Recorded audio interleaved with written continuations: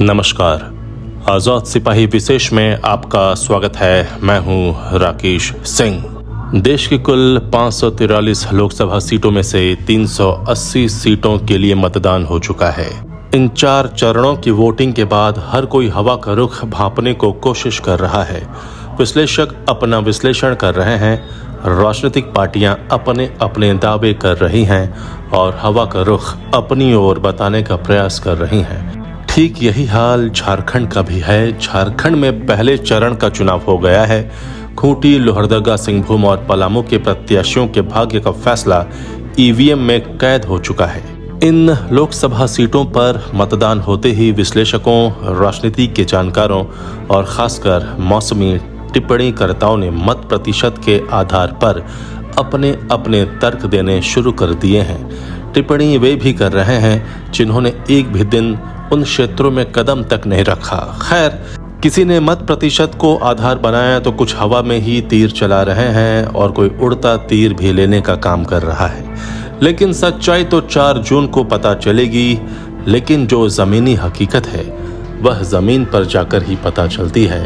वैसे वोटर का क्या मूड रहता है यह भांपना आसान नहीं होता, खासकर ग्रामीण क्षेत्रों में। आज के ग्रामीण बहुत जागरूक हैं और शहरी वोटरों की तुलना में ज़्यादा वोट करते हैं। उनके पास मुद्दों की कोई कमी नहीं रहती। वे आसानी से किसी के प्रभाव में भी नहीं आते। पहले का ज़माना कुछ और था। आज सोशल मीडिया का ज़माना है और गांव-गांव में लोगों के पास स्मार्टफोन है, जिससे वे किसी भी राजनीतिक पार्टी के बहकावे में आसानी से नहीं आ सकते। झारखंड में आज़ाद सिपाही की टीम ने कई लोकसभा क्षेत्रों का दौरा किया, गांव के गांव और वहां के लोगों से बातचीत की। इस बार का चुनाव टक्कर वाला रहेगा यह समझ में आ गया था। कहीं तो भाजपा को वॉकओवर मिलने जैसा प्रतीत हुआ तो कहीं नेक टू नेक फाइट का अंदेशा हुआ। झारखंड में जो पहले चरण का चुनाव हुआ वह कांटे का मुकाबला था। कुछ भी कहना जल्दबाजी होगी, लेकिन यहाँ एक और बात गौर करने वाली है। यह चुनाव मोदी और एंटी मोदी के बीच लड़ा जा रहा है। लेकिन जिस प्रकार से पीएम मोदी की सभाओं में भीड़ ने हाजिरी दी है, उससे तो यही कहा जा सकता है कि जनता पीएम मोदी को निराश नहीं करेगी, क्योंकि वह महज भीड़ नहीं थी, पीएम मोदी के लिए जुनून था।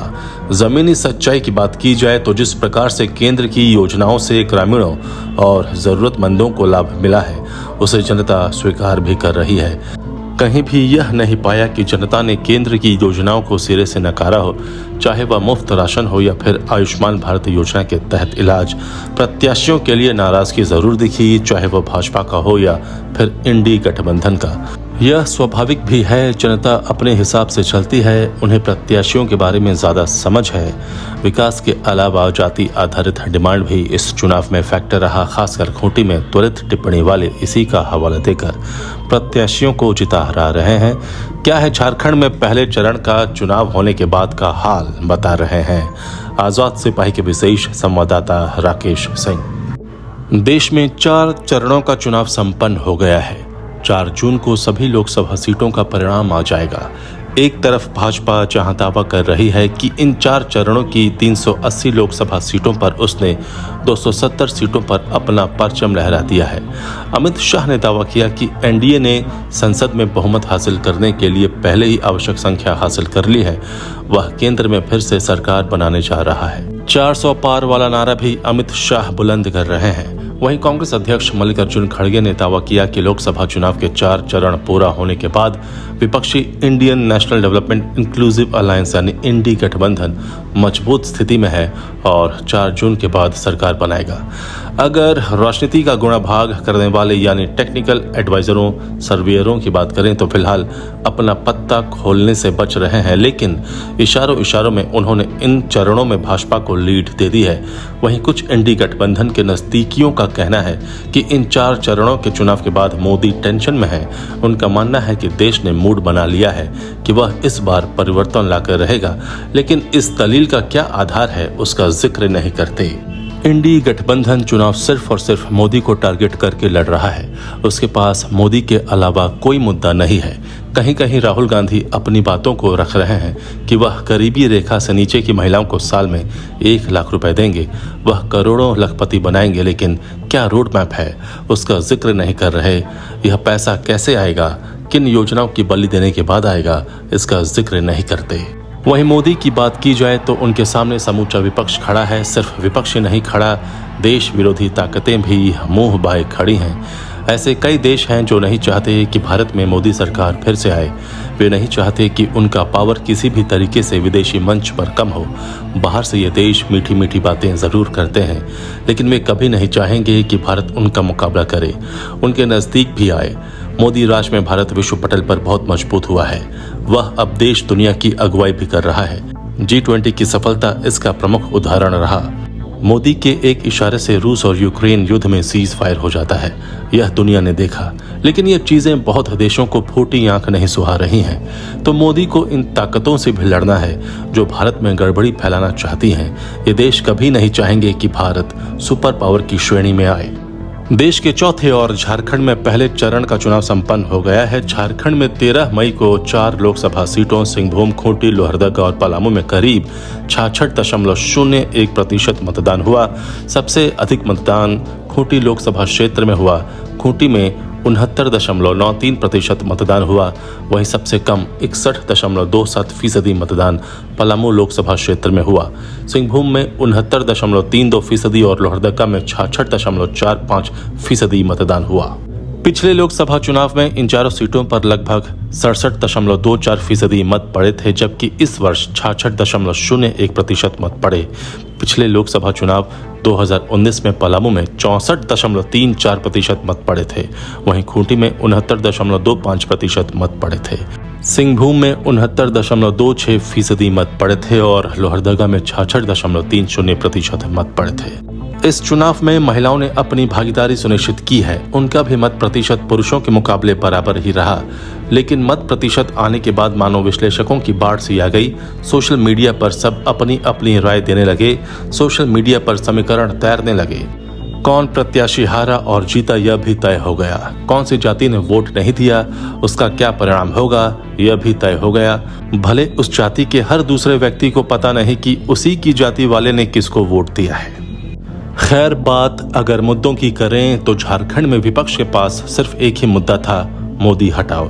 और भाजपा या एनडीए के प्रत्याशियों के पास एक ही मुद्दा था, फिर से मोदी लाओ। लेकिन ग्राउंड रिपोर्ट के आधार पर कहा जा सकता है कि लोगों के जो मुद्दे थे वे सरकारी योजनाओं के लाभ को लेकर थे, विकास के पैमाने को लेकर थे, राष्ट्रीय मुद्दों को लेकर थे, मोदी को लेकर थे। प्रत्याशी बाद में आते थे। सरकारी योजनाओं के लाभार्थियों को मोदी पसंद थे। वे खुलकर उनके द्वारा हासिल लाभ के बारे में चर्चा करते हैं। कई ग्रामीण दुष्प्रचार के शिकार भी दिखे।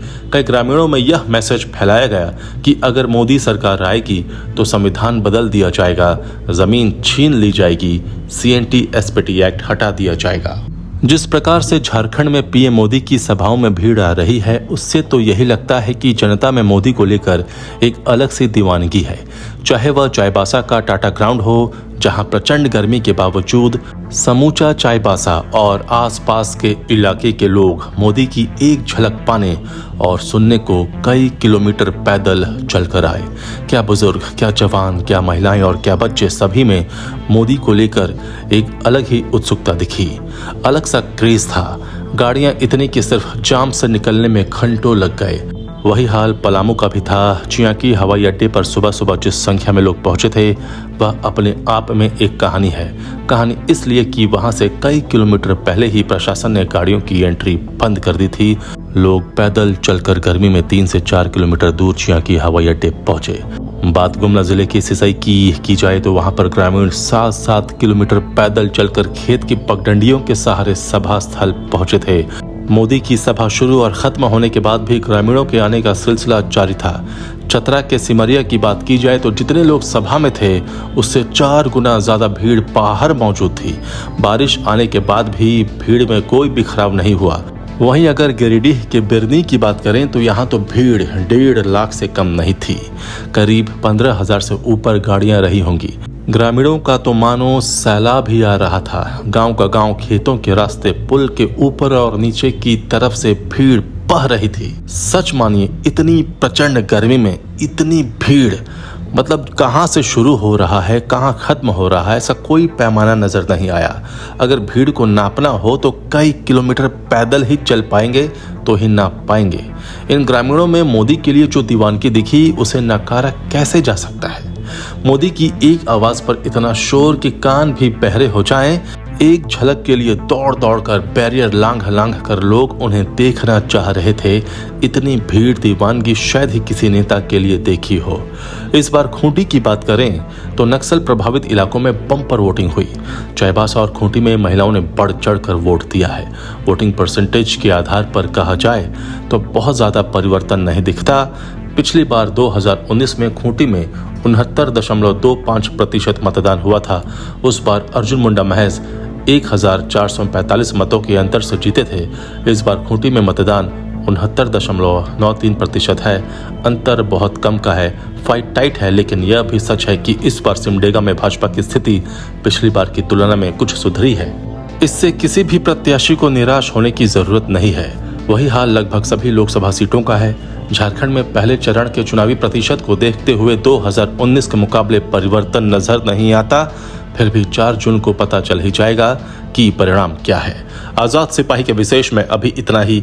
आप हमारे इस YouTube चैनल को जरूर सब्सक्राइब करें और भी अधिक खबरों के लिए पढ़ते रहिए अपना लोकप्रिय दैनिक अखबार आजाद सिपाही। धन्यवाद।